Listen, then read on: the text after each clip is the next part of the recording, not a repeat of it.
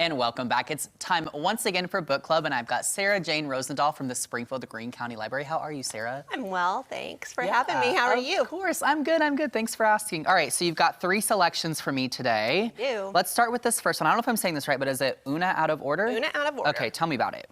So this one's by Marguerite Montbon, and this one's kind of a fun time travel spin. Okay. If you like time travel stuff. The spin is that Una faints on her 18th birthday. Oh. She wakes up at age 51. Okay. So then every year on her birthday, she wakes up in a different age. So she experiences life totally out of order from the way the rest of us do chronologically. That is really interesting. Isn't that wild? Yes, yes. Okay, now for for this specific book, who do you think this is going to appeal to most audience-wise? So people that like time travel books, Yeah. definitely. Yes. If you're really logical, that may not quite appeal to you because you might be going, okay, that just won't work. Yeah. But I think anybody that likes a good, heartwarming, feel-good story will like it too. There's also a lot of great pop culture and music references in the book also because it starts in the early 80s and then proceeds off and on throughout his life. Okay, interesting. And you saying the description kind of like gives me those the same vibes as when movies, when like some of these actors get into comas and then they wake up and they're in some random age. Like, how would you say it compares to that kind of setup? I think that's spot on comparison. Okay, perfect. All right. Now the second book is Madam. Okay. Tell me about this. So this one is by Phoebe Wynn, and Madam is, I guess you could call it boarding school fiction. So it's set in a boarding school in the Scottish Highlands. So if you like depictions of the English moors and great visuals, you would like the depictions, the descriptions that the author uses here.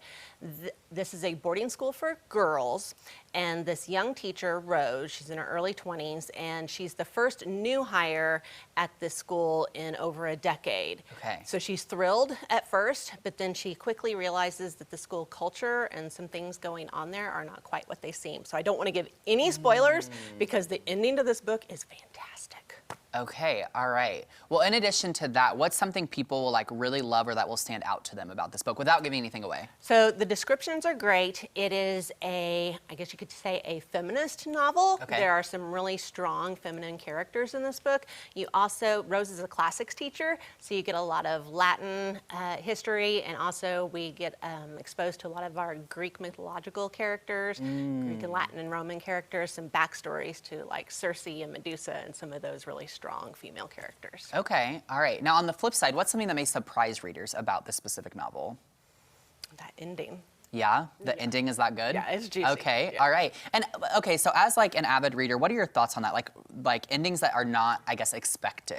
Endings are very important to me, and that's what I love about all 3 of these. They are solid endings. Yes. And that's something that's really important to me as a reader.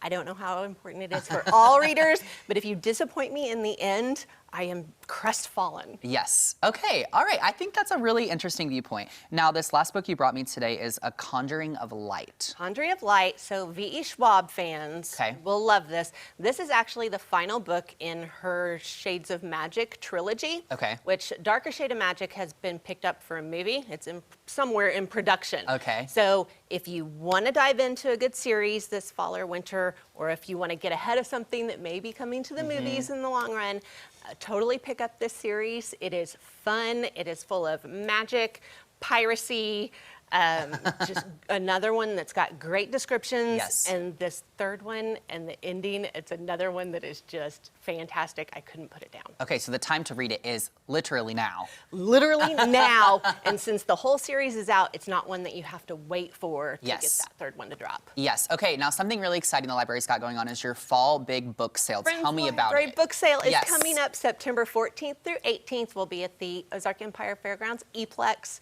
It's always a great time, full of books, movies, games, you name it. It's all there. It's all there. All right, and of course tell people where they can find more information about the library online. About the library is thelibrary.org, and if you want information about the book sale, it's thelibrary.org/friends. Okay, perfect. The best website in the world. I'm not kidding. I love it every single time you say it. So, us too. All right, Sarah, thanks so much for joining us here on Ozarks Live. Thank you.